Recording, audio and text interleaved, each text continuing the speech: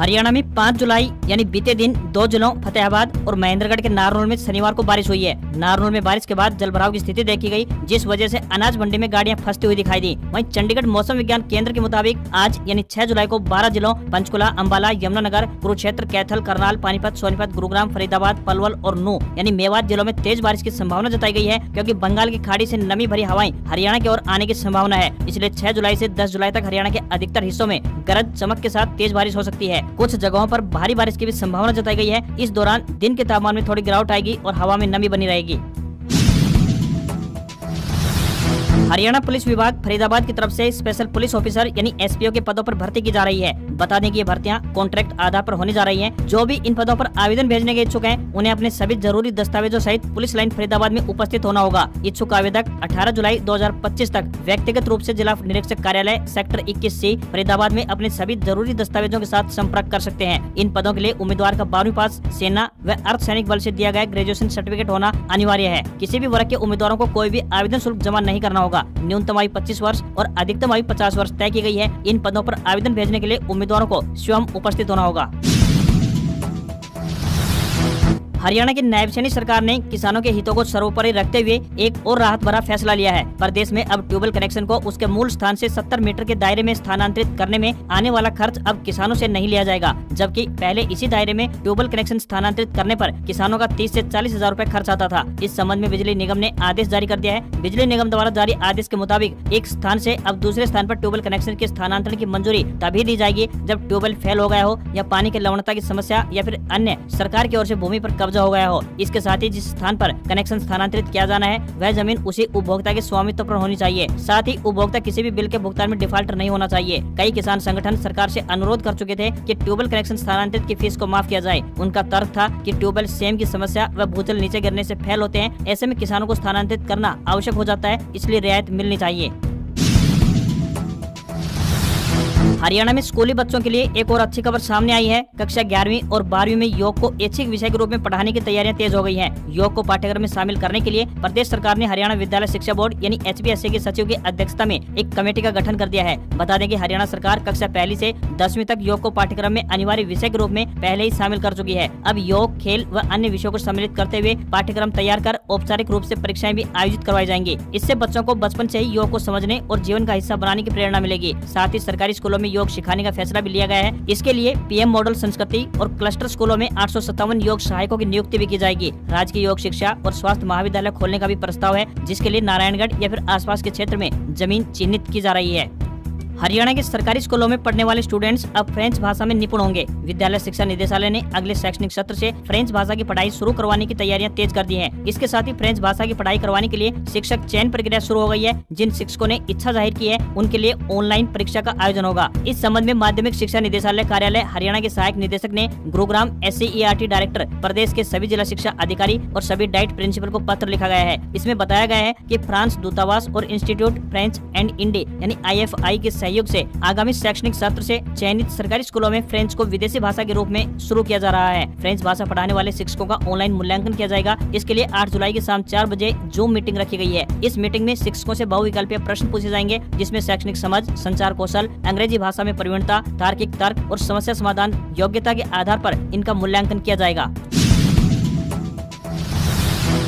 हरियाणा कर्मचारी चयन आयोग यानी HSSC की तरफ से 14 जून 2025 को ग्रुप C पदों का जो परिणाम संशोधित किया था, उस परिणाम पर पंजाब एंड हरियाणा हाईकोर्ट ने रोक लगा दी है। यानी कि हरियाणा SSC द्वारा जारी किए गए रिवाइज रिजल्ट पर कोर्ट ने स्टे लगा दिया है। इसकी वजह से कोई भी ज्वाइनिंग नहीं हो पाई है। पिछड़े वर्ग श्रेणी के प्रमाण पत्रों के मामले में हाईकोर्ट के एक निर्णय के आधार पर हरियाणा कर्मचारी चयन आयोग ने यह परिणाम रिवाइज किया था। हरियाणा लोक सेवा आयोग यानी HPSC ने भी पिछड़े वर्ग श्रेणी के प्रमाण पत्रों की वजह से उम्मीदवारी रद्द कर दी थी। इस निर्णय को भी हाईकोर्ट ने रद्द कर दिया था। HPSC की तरफ से इस फैसले पर अपील दायर की गई है। इस अपील पर डबल बेंच में सुनवाई जारी है। पिछड़े वर्ग श्रेणी के प्रमाण पत्र के कारण हरियाणा कर्मचारी चयन आयोग ने जो परिणाम संशोधित 14 जून 2025 को जारी किया था, उसकी वजह से पहले से चयनित और नियुक्त उम्मीदवारों में से जिनकी कैटेगरी बदल गई है या जो मेरिट सूची से बाहर हो गए हैं, उनमें से कुछ ने याचिका दायर कर 14 जून 2025 से संशोधित परिणाम पर रोक लगाने का आग्रह किया था। हाईकोर्ट ने इस रिजल्ट पर रोक लगाते हुए इस मामले की सुनवाई HPSC की तरफ से दायर अपील के साथ करने का आदेश जारी किया है। ऐसे में इन याचिकाओं की अपील पर अब 7 जुलाई 2025 को सुनवाई होने जा रही है।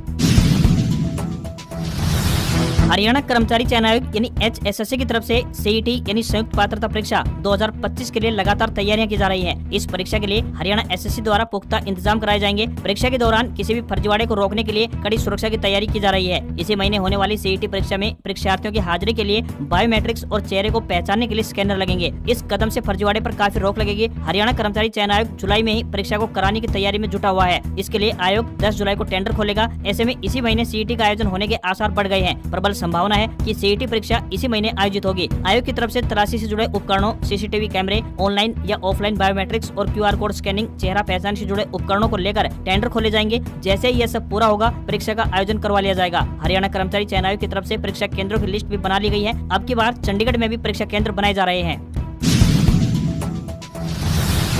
अगर आप भी निकट भविष्य में अपनी पूंजी को फिक्स्ड डिपॉजिट यानी कि FD में निवेश करने की प्लानिंग कर रहे हैं तो आपके लिए खबर काम की हो सकती है। इस समय देश के कई बड़े प्राइवेट और सरकारी बैंकों की तरफ से अपने ग्राहकों को 1 साल की FD पर शानदार ब्याज ऑफर किया जा रहा है। इसमें कई बड़े बड़े बैंक भी शामिल हैं। जानकारी के अनुसार बता दें कि DCB बैंक की तरफ से सामान्य ग्राहकों को 1 साल की FD पर 7.25% और सीनियर सिटीजन को 7.75% के हिसाब से ब्याज ऑफर किया जा रहा है। वहीं स्टेट बैंक ऑफ इंडिया की बात की जाए तो आपको 1 साल की FD करवाने पर 6.8% के हिसाब से रेट ऑफ इंटरेस्ट का लाभ मिलने वाला है। वहीं सीनियर सिटीजन के लिए rate of interest 7.3% SBI bank की तरफ से रहने वाला है। इसी प्रकार बैंक ऑफ बड़ौदा भी 1 साल की FD करवाने पर सामान्य नागरिकों को 6.7% के हिसाब से ब्याज ऑफर कर रहा है, तो वहीं सीनियर सिटीजन को 0.5% एक्स्ट्रा ब्याज का लाभ मिलेगा। वहीं बैंक ऑफ इंडिया 1 साल की FD करवाने पर अपने सामान्य ग्राहकों को 7% और सीनियर सिटीजन को 7.5% के हिसाब से ब्याज ऑफर कर रहा है। वहीं कर्नाटक बैंक की तरफ से 1 साल की FD पर अपने सामान्य ग्राहकों को 7% की दर से ब्याज ऑफर किया जा रहा है। वहीं सीनियर सिटीजन को 7.4% एक्स्ट्रा ब्याज का लाभ मिलेगा।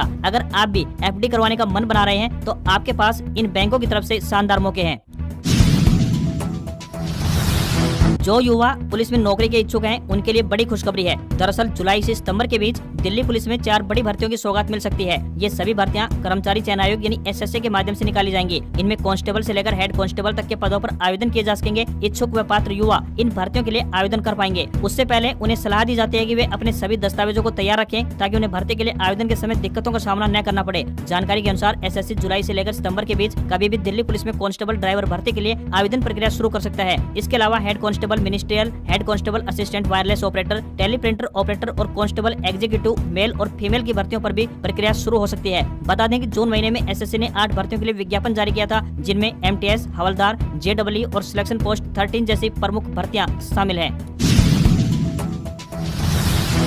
दिल्ली से सटे गुरुग्राम से एक बड़ी अपडेट सामने आ रही है। यहाँ दिल्ली जयपुर हाईवे यानी NH 48 में पंचगांव में टोल प्लाजा स्थापित करने की तैयारियां शुरू हो चुकी हैं। National highway authority of India यानी NHAI ने बताया कि KMP एक्सप्रेसवे से पहले टोल प्लाजा बनाने का काम 10 जुलाई से शुरू हो जाएगा। इसके लिए तैयार लेआउट प्लान को भी अंतिम रूप दे दिया गया है। 20 करोड़ रुपए की लागत से बनने वाले इस टोल प्लाजा के निर्माण कार्य को लगभग 3 महीने के भीतर पूरा करने का टारगेट रखा गया है। दिल्ली गुरुग्राम हाईवे पर स्थित खेड़की दोला टोल प्लाजा को हटाने की मांग लंबे समय से उठाई जा रही थी। इसके लिए कई बार धरने प्रदर्शन भी हुए, लोगों ने अनशन किया और यहाँ तक कि प्रधानमंत्री कार्यालय को भी पत्र लिखे गए। अब सालों बाद लोगों की मांग पूरी होती हुई दिखाई दे रही है। लोगों का कहना है कि खेड़की दोला टोल प्लाजा शिफ्ट होने पर बड़े स्तर पर राहत पहुंचेगी। लोगों को टोल प्लाजा की लंबी लाइनों से छुटकारा मिलेगा। NHAI ने बताया कि पंचगांव में टोल प्लाजा के लिए 14 लेन का टोल प्लाजा बनाया जाएगा, जिसमें 12 लेन फास्टैग सिस्टम वालों वाहनों के लिए होंगे। इन लाइनों में अत्याधुनिक फास्टैग रीडर लगाए जाएंगे, जिससे कि वाहनों का 1 सेकंड के लिए भी ठहराव न हो। यानी टोल प्लाजा दिखाई देगा लेकिन वाहनों को रुकने की आवश्यकता नहीं होगी। अभी तक इस तरह की सुविधा द्वारका एक्सप्रेसवे पर स्थित टोल प्लाजा पर ही है।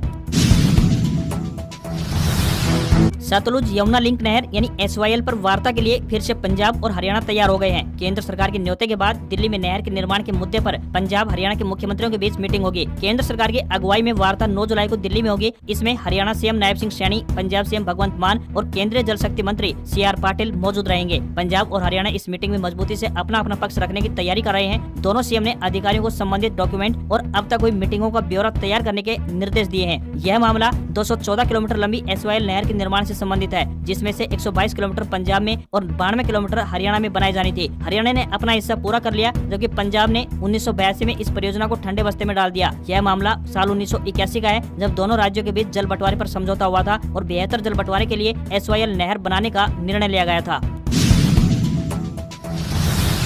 अमरनाथ यात्रा के तीसरे दिन 21,109 श्रद्धालुओं ने पवित्र गुफा में हेम शिवलिंग के दर्शन किए। पवित्र अमरनाथ यात्रा 3 जुलाई को शुरू हुई थी। पहले 3 दिन में 47,972 श्रद्धालुओं ने दर्शन किए हैं। इसी बीच 7,000 यात्रियों का चौथा जत्था गांदरबल में बालटाल और अनंतनाग के पहलगाम में नुनवान बेस कैंप पहुंच गया है। 38 दिन तक चलने वाली यात्रा पहलगाम और बालटाल दोनों रूट से जारी है। समापन 9 अगस्त को रक्षाबंधन के दिन होगा। पिछले साल यात्रा 52 दिन चली थी और 5 लाख श्रद्धालुओं ने पवित्र गुफा के दर्शन किए थे। अब तक 3.5 लाख से ज्यादा तीर्थयात्री रजिस्ट्रेशन करा चुके हैं। रजिस्ट्रेशन के लिए जम्मू में सरस्वती धाम, वैष्णवी धाम, पंचायत भवन और महाजन सभा में सेंटर खोले गए हैं। यहाँ रोज 2000 श्रद्धालुओं का रजिस्ट्रेशन जारी है। यात्रा पर आए श्रद्धालुओं की सुरक्षा के लिए 581 अलग अलग सुरक्षा कंपनियों का चाक चौबंद बंदोबस्त किया गया है। बालटाल से लेकर गुफा तक के मार्ग पर हर 2 किलोमीटर पर मेडिकल कैंप लगाए गए हैं। श्रद्धालुओं की सुरक्षा के लिए हर 50 मीटर पर एक जवान तैनात है। यदि आप अमरनाथ सिर्फ धार्मिक यात्रा के रूप में आ रहे हैं तो बालटाल रूट बेहतर है। यदि कश्मीर के प्राकृतिक सौंदर्य को करीब से जीना चाहते हैं तो पहलगाम रूट बेहतर है। इस रूट से गुफा तक पहुंचने में 3 दिन लगते हैं, लेकिन ये रास्ता आसान है।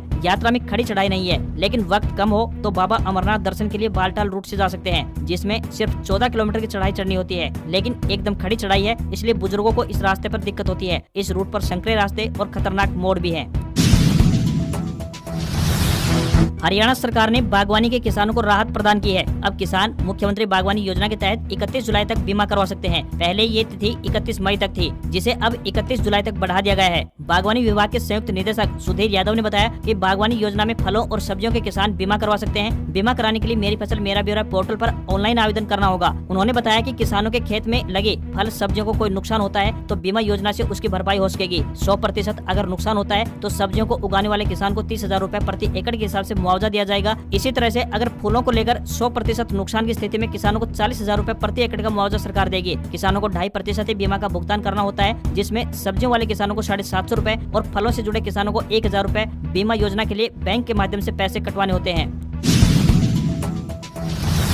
प्रधानमंत्री श्री नरेंद्र मोदी ने शनिवार को अर्जेंटीना के नेशनल हीरो और स्वतंत्रता सेनानी जनरल होसे डी सैन मार्टिन के स्मारक पर उन्हें श्रद्धांजलि अर्पित की। दक्षिण अमेरिकी देशों अर्जेंटीना, चिली और पेरू को आजादी दिलाने वाले सैन मार्टिन को मुक्तिदाता भी कहा जाता है। पीएम नरेंद्र मोदी ने इसके बाद राष्ट्रपति जेवियर मिलई से मुलाकात की। राष्ट्रपति जेवियर ने राजधानी ब्यूनस आयर्स में प्रधानमंत्री मोदी का स्वागत किया। पीएम मोदी और अर्जेंटीना के राष्ट्रपति जेवियर ने ब्यूनस आयर्स में डेलीगेशन लेवल पर बातचीत की। न्यूज एजेंसी ANI के मुताबिक बात करें तो मोदी और जेवियर के बीच जरूरी खनिजों, व्यापार, निवेश, ऊर्जा, कृषि सहित कई क्षेत्रों पर द्विपक्षीय सहयोग बढ़ाने पर बातचीत हुई है। दोनों देशों में लिथियम सप्लाई पर समझौता संभव है। अर्जेंटीना के पास दुनिया का तीसरा सबसे बड़ा लिथियम आयन भंडार है। पीएम मोदी शनिवार सुबह 2 दिन के दौरे पर अर्जेंटीना पहुंचे हैं। होटल पहुंचने पर भारतीय समुदाय के लोगों ने उनका स्वागत किया। पीएम बनने के बाद मोदी का यह दूसरा अर्जेंटीना दौरा है। इससे पहले वे साल 2018 में G20 समिट में हिस्सा लेने अर्जेंटीना गए थे। मोदी 2 जुलाई से लेकर 10 जुलाई तक 5 देशों की यात्रा पर हैं। वे घाना, त्रिनिदाद एंड टोबैगो के बाद अर्जेंटीना पहुंचे हैं। मोदी यहाँ भारतीय मूल के लोगों को संबोधित भी करेंगे। इसके बाद उनका अगला पड़ाव ब्राजील है। अर्जेंटीना में लगभग 3000 भारतीय प्रवासी रहते हैं। दोनों देश डिफेंस सेक्टर में सहयोग बढ़ाने पर काम कर रहे हैं। भारत अर्जेंटीना को पेट्रोलियम, तेल, कृषि रसायन और दोपहिया वाहन एक्सपोर्ट करता है, जबकि भारत अर्जेंटीना से वनस्पति तेल जैसे कि सोयाबीन और सूरजमुखी, लेदर और अनाज इंपोर्ट करता है।